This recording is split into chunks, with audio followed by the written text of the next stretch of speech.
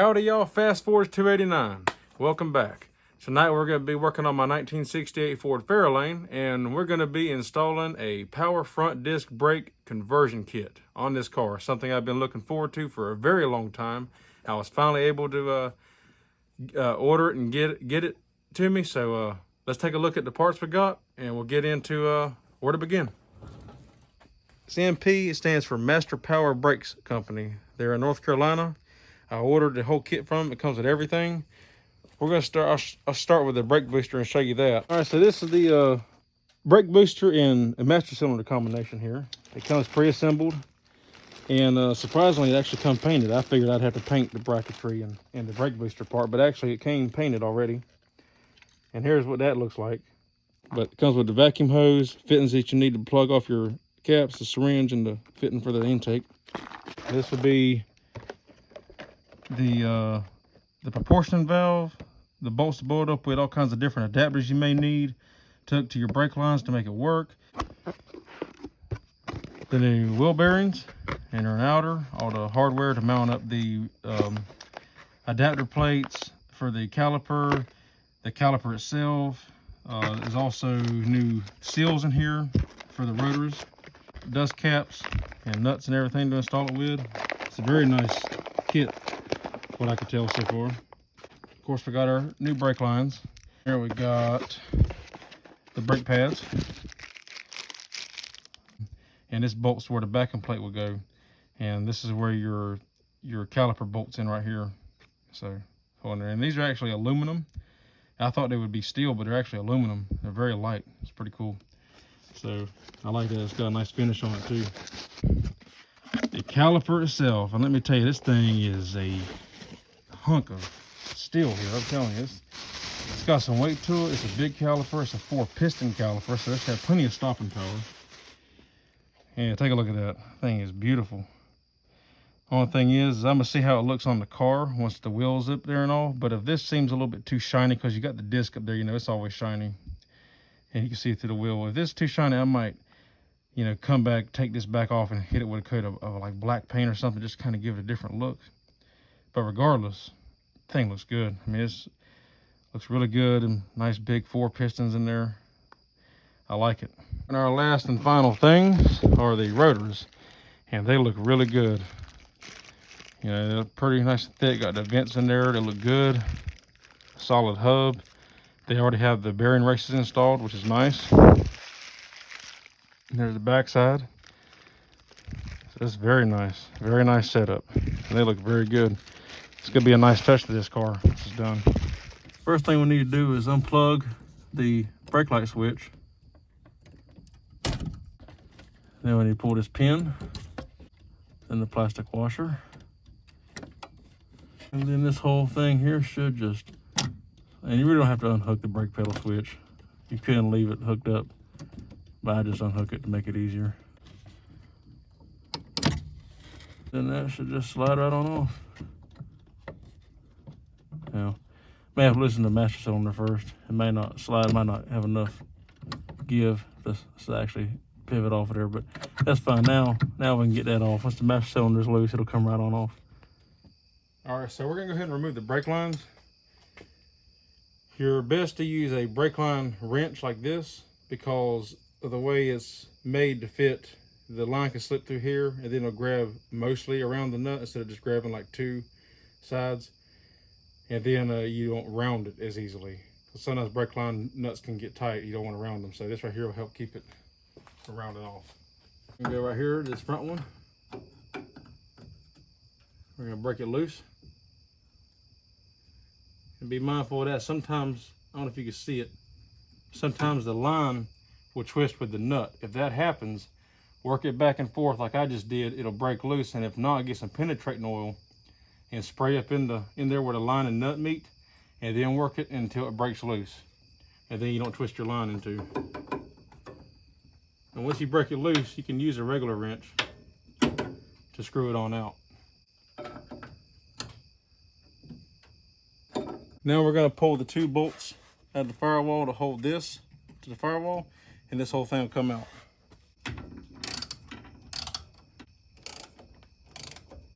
All right, so we got the master cylinder out. One thing I forgot to mention, brake fluid is very acidic. You know, it eats through paint. So anytime when you're pulling the master cylinder away from the car, don't get any on your paint, because it will, I mean, it won't take it off instantly. You got time to wipe it up, but don't let it sit there, because it will bubble the paint up, take it off. So we got that out. To install the brake booster, we're gonna have to, you gotta remove these two top bolts as well. Now on this side, the studs stayed in the firewall. On this side, they come out. So if that happens, I put them in the vise and cleaned them up. Here's one bolt right here. One thing to note is if you look, the threads on this one is deeper than this one.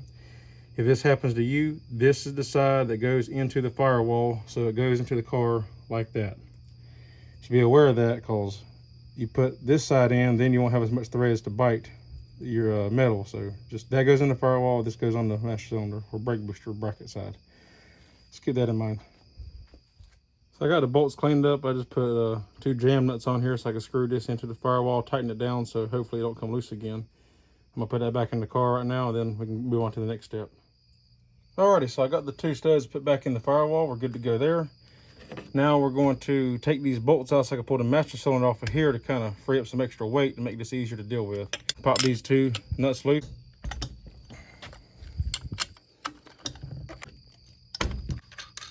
After that, let's pull straight off. And there's a good possibility that when you go to actually test the car and brakes, you may have to adjust this anyway. Adjust this anyway. This is the plunger, and you just adjust that in and out to make contact in here with this.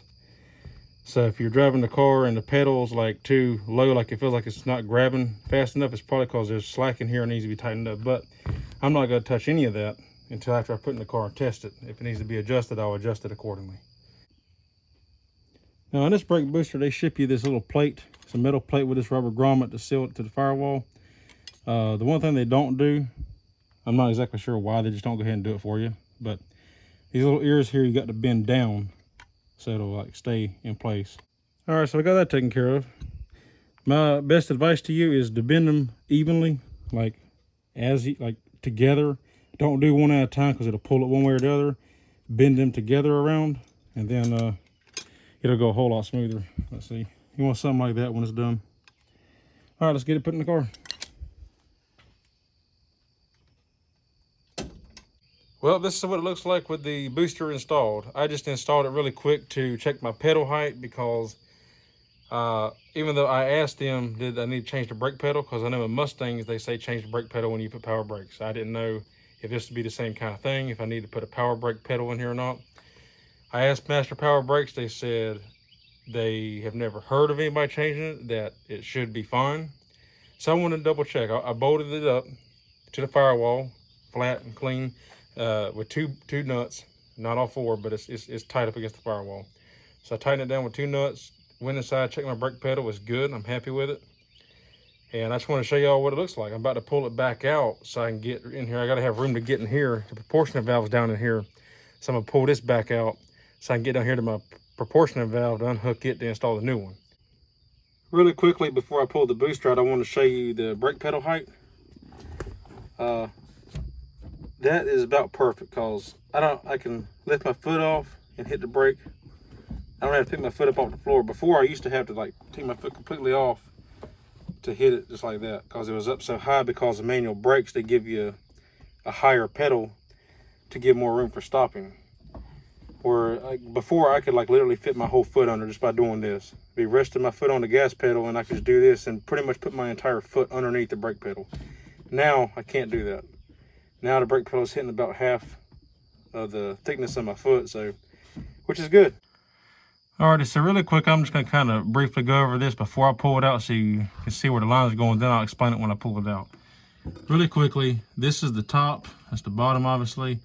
This would be for your front brakes, the back bowl on the master cylinder, but for your front brakes and for your rear brakes, they go on in the top of the proportionate valve. This right here would be your front driver's side wheel, passenger side, or front passenger side wheel. And then this one over here is kind of hidden Way back here is the rear brakes. There's only one line for the rear because you got a rubber hose back there, that's the flex line, and then two metal lines that come off the block on the rear end to each wheel on each side, each wheel cylinder. So yeah, we're gonna pull that out. Obviously I'm not gonna take these off, they're gonna come with it, but I'm gonna pull these three lines loose, unbolt it from the fender apron, pull it out. Anyway, but these lines are a 3/8. Had to give a little tap. There we go, just like that. And break it loose. I had to grab a towel real quick. It started leaking and I don't want to eat the paint off my fender apron. Got that one broke loose. One left. And I think it's actually a bigger size, believe it or not. It is 7/16. Alrighty, so I had to end up going, I was gonna go to O'Reilly's to get just a custom length, I guess you'd say, just different lengths they have a brake line. Problem was, with this valve, there's so many different size fittings that I couldn't find lines that would work for me. So I just went and got a roll of 25 feet, 3/16 line. Also got a rear brake line. I'm gonna go ahead and replace that since I'm doing everything else. I'll go ahead and replace that and make that brand new. Now we're gonna start pulling the spindle apart so I can paint the spindle and put the new rotors on for the disc brakes. But first, I wanna show you what it's gonna look like when I get it all tore apart. This will be what it looks like when I get the spindle out. So there's the spindle right there.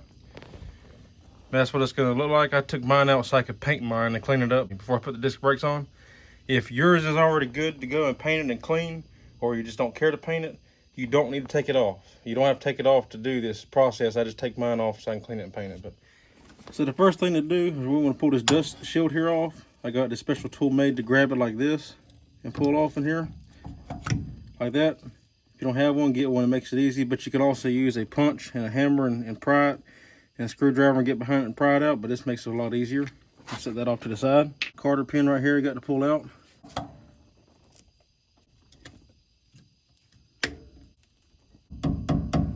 If you're having a hard time with your Carter pin like I am, you can always just take and cut it off like that, because we don't need it anymore. I got some new ones. You got this nut keeper, so it holds the nut in place to keep it from backing off. Take that off. And then we got the nut in here. We'll grab our adjustable wrench. I'll tell you, just bump the top of the drum, and that'll pop right out. And now we can just rotate the drum and pull it off. Now I got to remove these 4 nuts. There's nuts on the back side here, on the back of the backing plate. There's 4 of them. Got to remove all of them, and this whole piece will come off. Also, don't forget to disconnect your brake line. All right, so on the backing plate, right here on the spindle, we got these 4 nuts. One right there, and one right there. If I take a wire brush and just go through and clean the threads up a little bit on them. Then I like to go through and take some penetrating oil and just suck them down. Take all 4 of these off, and then the backing plate will come right off. All right, once you got all 4 nuts off and pull the bolts out, there's a retainer plate. This is what helps keep those studs centered whenever you're loosening and tightening those nuts. And then this right here will come right on off. And now we're left with just the bare spindle. Now, if you want to do like me and you want to remove the spindle to clean it up and paint it, we're gonna have to take the tie rod in loose and knock the 2 ball joints loose and pull this out. And if you have a tie rod and ball joint puller, you can use that on here. But if not, what you can use is a hammer. You just hit it right here on the knuckle. Don't hit the threads because you'll ruin it. And don't hit the top of this because you'll mushroom it and then you won't be able to get the nut back on. It'll be hard to get off. Just hit it right here. Give it a few whacks. Just like that. And I like to take the nuts and put back on the tie rod ends and ball joints. That way I can keep up with them. And use that same process for the upper and lower ball joint. All right, when it comes to taking these loose, it can be a little problematic. There's several ways you can do it. You can get a spring compressor, take your shock out, put a spring compressor in here to take some of the pressure off this top upper control arm, and then it'll make it easier. Or you can do like I've done.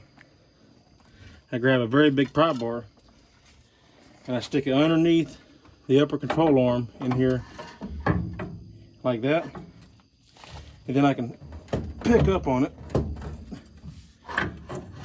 to get the bottom out of the lower control arm. The lower control arm is pushing up. It's got tension on it. It's pushing up. The upper control arm is pushing down, so it's almost wedged in there. So you got to get something to pry the two apart unless you want to pull this loose, and then I wouldn't recommend doing that. Honestly, if it was me, I mean, you could take these two bolts here out and pull that off, because that's mainly what's keeping the lower control arm up. Take them bolts loose and pull it out. Just don't loosen the top nut, because that messes up your caster. So you could take them two nuts out and pull it off, and then it'll go down further if you want to do that. I just used the pry bar, picked up on the upper control arm, and then I could pry the bottom. I could pull the bottom of the spindle out, and now I could take the top nut loose, put the pry bar back in there, pick the upper control arm up, and slide this out, and it's done. All right, so now we got the spindles all cleaned up, ready to go back on the car. Here's what they look like now, all cleaned and painted. You don't want to paint this area, because this is where your bearing rides right here, your seal rides here, and your bearing rides right here as well. So yeah, but yeah, they look very good. And I also didn't paint where the ball joint goes, because I don't want paint throwing off, you know, how far up in there it may sit. So first we're going to install it on the bottom one, and then that way I can kind of pivot it up. When I pick the top up, upper control arm up, I can just set it in there and set it down, so it'll be good to go. So like I set the bottom one in first. Pick up the upper control arm and slide the top part in.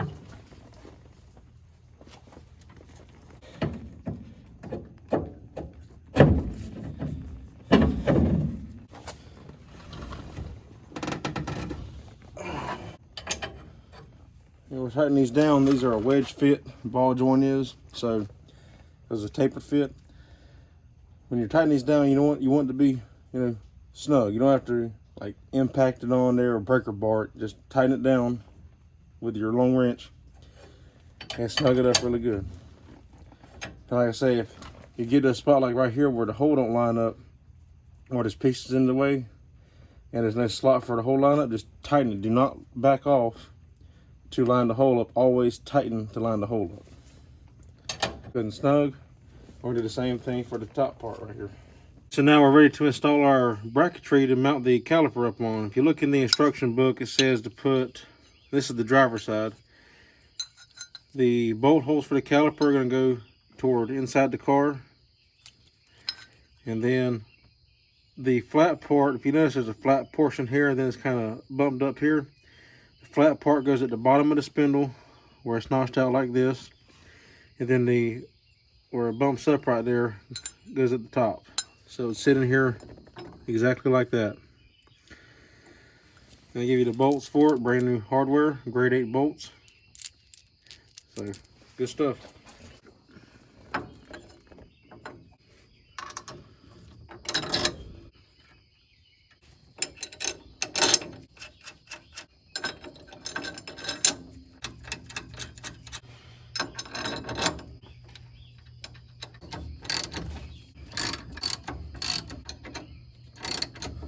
All right, so once you got all the bolts, once you got the bracket installed and all the bolts snugged up, you want to go around and tighten each one to 45 foot-pounds.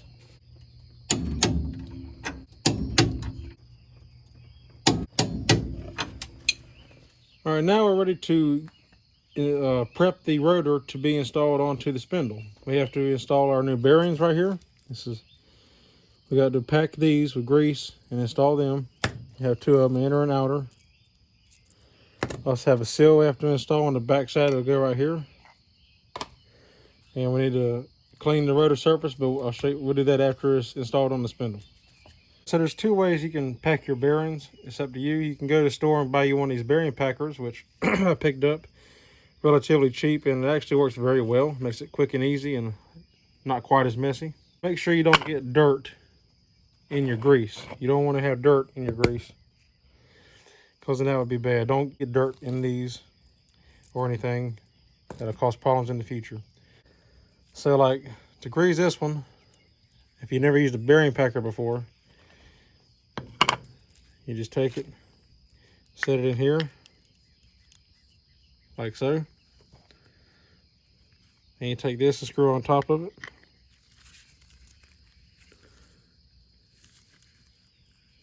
After that, you simply just take your grease gun, hook to it, and then you start pumping it full of grease. And you'll know when it's full, because if you look in here, you look at the bearing, while you pump it, you'll see it start to ooze out just like that. Now I like to go ahead and give it a few extra pumps because you're going to need to put some grease in your hub assembly on the rotor anyway. So give it a few extra pumps. Unscrew the. Now your bearing is fully packed. Just take the extra grease, rub around the outside of it, like so.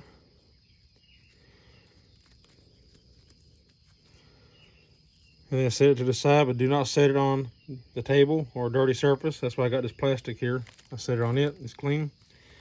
Then I can move to the next one. The next way I'm gonna show you how to pack a bearing. If you don't have a bearing packer, you can do it with your hand. I'd recommend getting some gloves. And you just wanna take some grease. I'm gonna use this for an example. Put it in the palm of your hand, like so. Just like that. Now you wanna grab the bearing in your other hand, and you want to pack it from the bottom side here inward. So you just want to take it and you're just going to kind of like scoop it. And keep scooping just like that.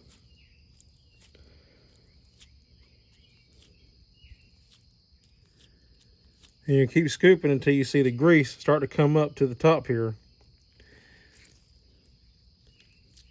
And once it starts to come up to the top, you can move on around the bearing just like that. See how it's oozed up at the top? You want to have a look like that all the way around it. Just go around. After it does that, go to the next section, just go all the way around and keep working it all the way around until it's just like that. Do the whole thing, cover it in grease really good, and that's how you can do it by hand. All right, once your bearings are packed and you're ready to go, now we need to put the bearings inside the hub. But also what I like to do is, after I pack my bearing, after I take off the excess grease that's in here and I wipe it inside this hub here. But make sure you got good grease all the way around the bearing. Everything is greased really well. That's ready to go. And also I'll take some extra grease and just kind of put down in here in the hub. So then when the wheel bearing gets hot, it don't work its way out of the wheel bearing and you end up kind of running dry going down the road. There's always some grease in the hub here to have in the wheel bearing. Now we're ready to take our wheel bearing, and it goes in. If you look, there's a, see how it's tapered. Put the rotor upside down like this, it goes in just like that. Just drop it in there in the race. All right, now once you put your bearing in there, we can install our seal that goes on the back. And it goes in just like this. Set it up there, take a hammer, and don't hit it real hard. You don't want to bend this because then it could leak. But I just want to get it pretty flat in there and then just kind of start working it all the way around. And you'll know when you got it seated all the way in because it'll go from a hollow sound to a solid like tingy sound. Here, listen, you'll be able to hear it. See how it's almost kind of hollow right there? But then right there it gets louder and like a tingy sound, like metal to metal. That's seated all the way. Just go all the way around, make sure it's like that all the way around. Good to go. All right, one more thing I forgot to mention is you want to take some of that grease and put it on the outside of your seal here so to slide on easier, not tear it. And now we're ready to install the rotor and hub assembly. Just gonna slide it straight on like this until you feel it push back and seat, just like that. Take our outer wheel bearing, push it in, and it goes in. Again, you see that taper? It goes in with the smaller side of the taper facing in and the wider part facing out. So it goes just like this. Now you want to get your washer. It's got a little tab in here. There's a slot in the back of the spindle. That's where that tab goes in at. Then your new nut. All right, now this is important. Whenever you're installing a new hub assembly, whether it be drum, disc, whatever, you don't want to just tighten this down and leave it. Especially when it's new like this. You want to tighten it down, but you also want to turn it in the direction that it would ordinarily be going. This is the driver's side, so it needs to be turned that way.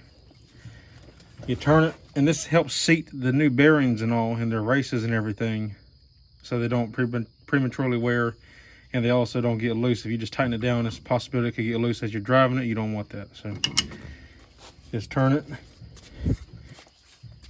and then you want to back off to loosen it a little bit,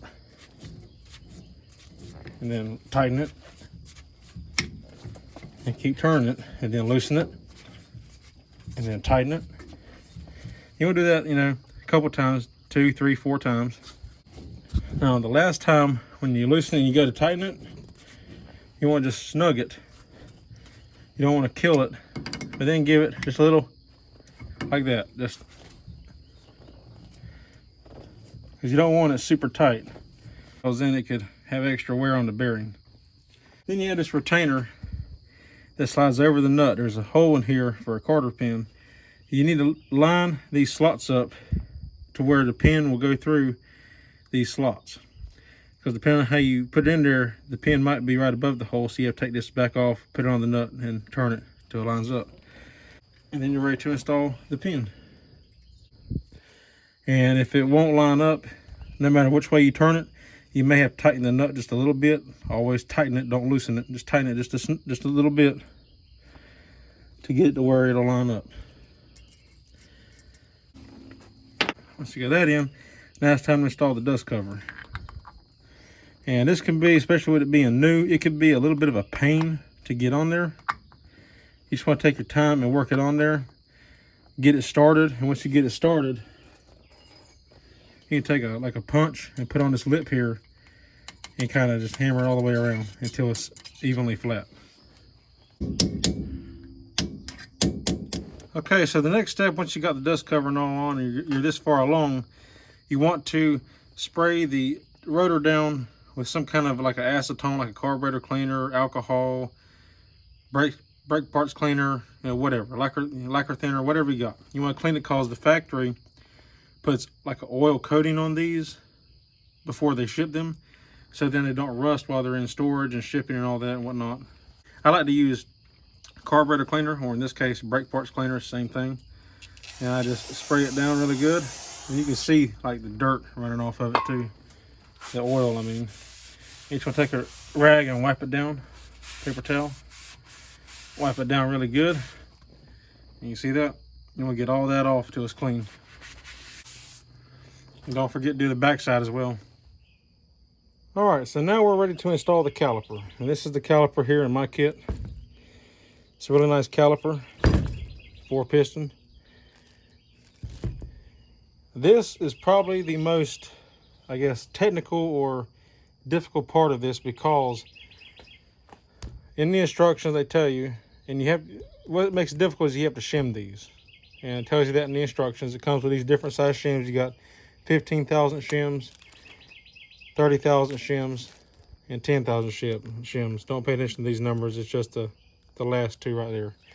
So you have these different shims. When it's bolted up here, it's going to be bolted up on the car like this. Because the driver's side will be bolted up like this. You always want the bleeder valve pointing up and out facing you. And where it mounts at right here, you see, well, this is where it mounts onto that bracket we installed on the spindle. Well, so the rotor's in here, and you have to make sure, and it fits in here as well, and you have to make sure that this does not come in contact with the rotor. So you got to shim this, you know, in or out in order to make it clear the rotor, have the right spacing.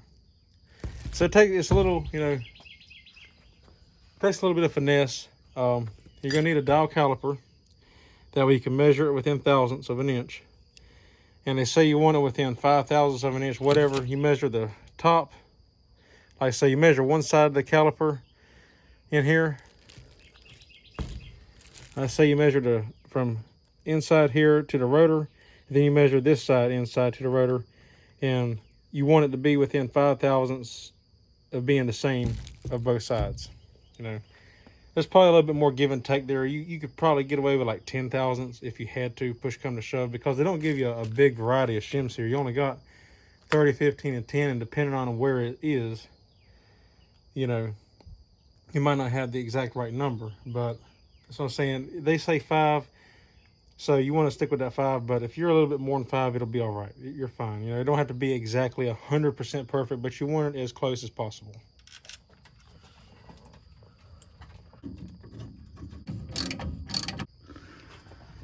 So they say to bolt it down without any shims to start with, like that, and then take a look. You see in here, see how that's touching the rotor? It's not good. If you look on this side, you got a nice big gap. So look down here. You see it's touching the rotor. Nice big gap. So now what we got to do is measure in here and figure out what the spacing is, and then go from there to align it properly. Figure out the difference in thousandths. Alrighty guys, I finally got it. And like I said, this is the most tedious process to this. I ended up putting a 10 and a 15 up here and a 30 down below. So yeah, so it's 25 up top, 30 down below. But now if you look at the gap in here, that gap looks pretty good. If you look here, that gap looks pretty good. It's pretty even.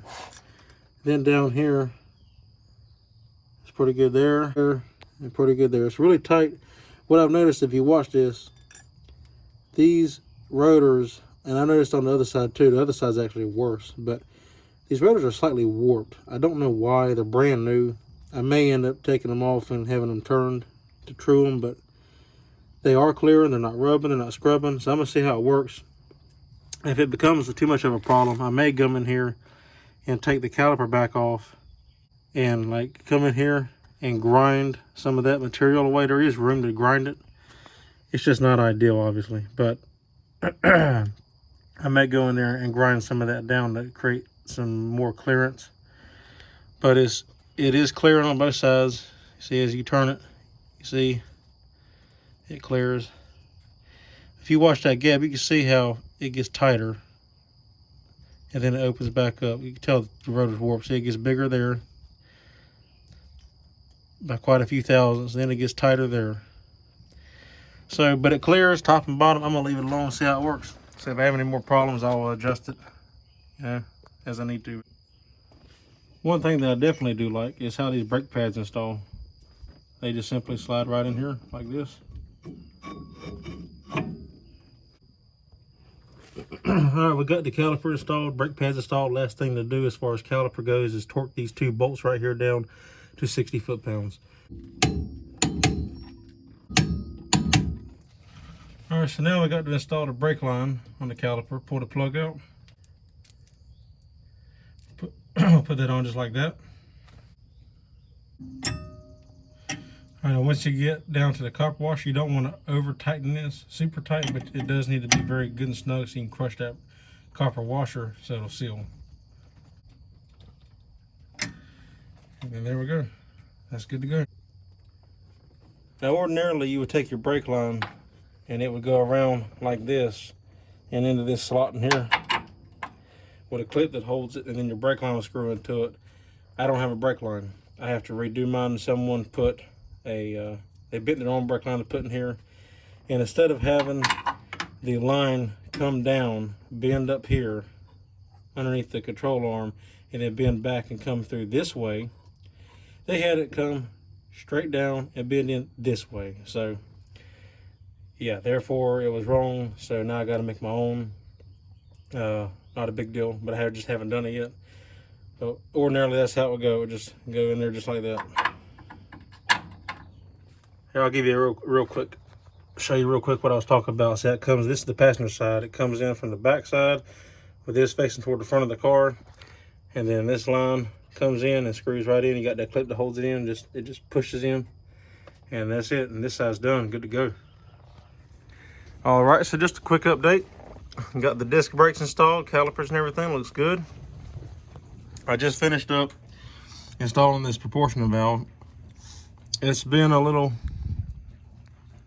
it ain't been real bad. The biggest problem was making this line here and getting a fitting for that. What I ended up doing, because they don't give you the right size fitting for the line in the kit, everything, I don't know why, everything, all the adapters they give you in the kit is for 3/16 line, but that adapter they give you for like a quarter. I don't know why. So I went to go get a fitting. They didn't have one. Instead of running adapters, luckily one of the fittings on the old master cylinder on the original brake lines happened to be a 3/16 line with the right size thread. So I just cut it off and flared it onto this line here, made this line myself, bent it, put this union on here to connect to my rear brakes. The passenger side front brakes automatically hooked up, and I had to replace the driver's side line because somebody else replaced it and didn't do it right. So, but that's all good to go. Now I just gotta wire or run lines from my master cylinder when I get it put in.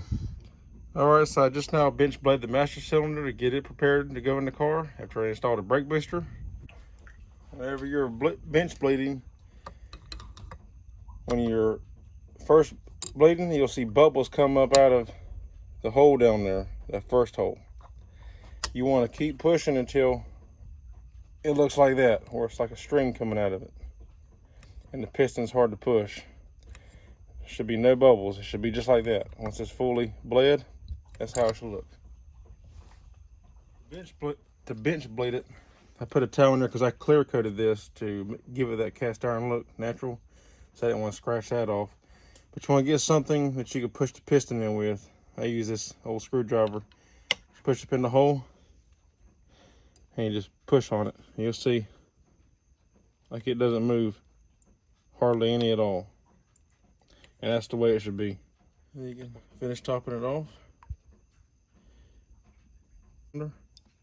Just like that. Now I can reinstall our cap and clamp it back down. And we're good to go. That is a bench blade master cylinder. They tell you in the instructions how to do it, but when you're bench bleeding, you want to put these caps in here so there's no hole. You want to put these caps in there, in each hole. And that's how you bench bleed it. Okay, so really quickly, we're going to change the vacuum tree back there because I've only got one port right now for the transmission. And I'm gonna need one for the transmission and the power brakes once it's installed. So we're gonna pull this loose, pull it off of there, grab our 11/16 wrench, pop up on there, and just twist this out. Gonna test fit this, make sure it will fit first. Perfect. Now we need to put some Teflon tape on our threads. All right, so now that we got our vacuum tray all cleaned up, got the threads cleaned up, we got our Teflon tape.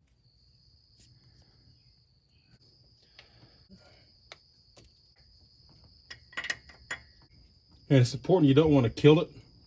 When you're tightening this down, you want it snug, but don't over tighten it because you could break threads off in the intake, then it's not good. Also, if you need to adjust your ears on the ports on the tree, never loosen it because then you're going to bunch up your Teflon tape and it's no good then. It'll start leaking.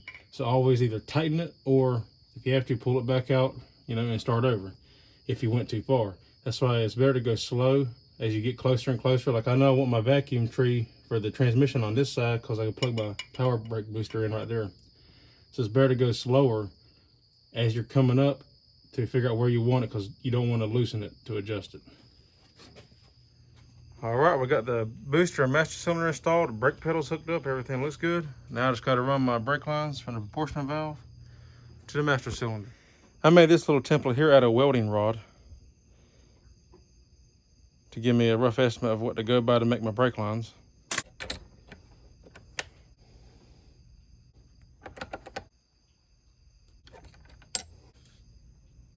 And there we go. We have a nice double flare for a brake line. All right, so we finally got this far. I got the booster installed, the master cylinder installed.